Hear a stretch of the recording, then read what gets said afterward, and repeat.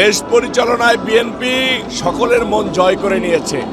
একদম সাধারণ মানুষ, একদম তৃণমূলের মানুষ, তারা মনে করতেছে সঠিক সময়ে সঠিক নেতৃত্ব।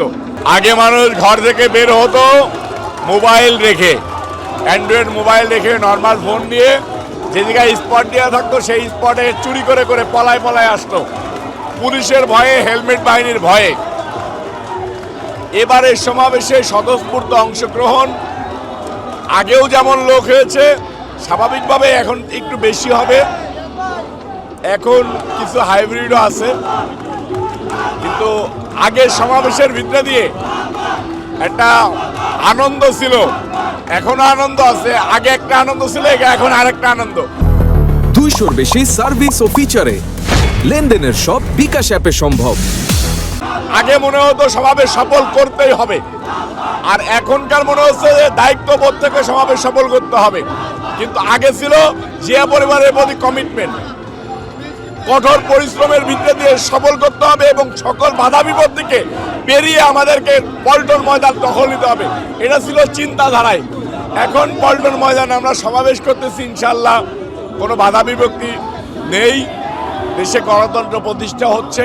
শহীদ রাষ্ট্রপতি জিয়াউর রহমান সাহেবের সুযোগ্য সন্তান জনাব তারেক রহমান সাহেব আজকের 1 মে দিবস উপলক্ষে আন্তর্জাতিক শ্রমিক দিবস, এই দিবসে আমরা সকলেই শ্রমিক, আমরা উপস্থিত হয়েছি। ইনশাল্লাহ সমাবেশে লোক ধরার মতো জায়গা নেই। আপনারা দেখছেন যে আমরা পল্টনে সমাবেশ হবে, আমরা মতিঝিলে অবস্থান করতেছি, পল্টনে যাওয়ার মতো কোনো জায়গা এখনো পাচ্ছি না। বিএনপির চেয়ারম্যান জনাব তারেক রহমান সাহেব ফোনে বলে দিতেন, সেটাই একরকম ছিল। এখন উনি সশরীরে উপস্থিত হচ্ছেন। নেতা কর্মীদের ভিতরে একটা আনন্দের উল্লাস যে এই পল্টন ময়দানে জনাব তারেক রহমানকে নিয়ে সমাবেশ করব। এই পল্টন ময়দান হবে বিএনপির, এই দেশে বিএনপি ক্ষমতা আসবে এবং তারেক রহমান প্রধানমন্ত্রী হবে। সেই আবেগ, অনুভূতি, ভালোবাসার জায়গা, কমিটমেন্টের জায়গা জনাব তারেক রহমান সাহেবকে দেখতে আমরা সকলে চলে এসেছি। দেশ পরিচালনায় বিএনপি সকলের মন জয় করে নিয়েছে।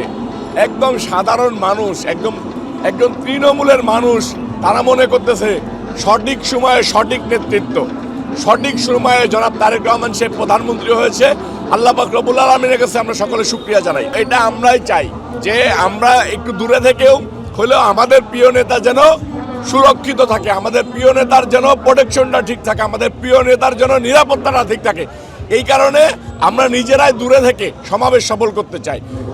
নেতা কর্মীদের অবস্থান রাজপথে, নেতা কর্মীদের অবস্থান স্টেজে না, স্টেজের আশপাশে না।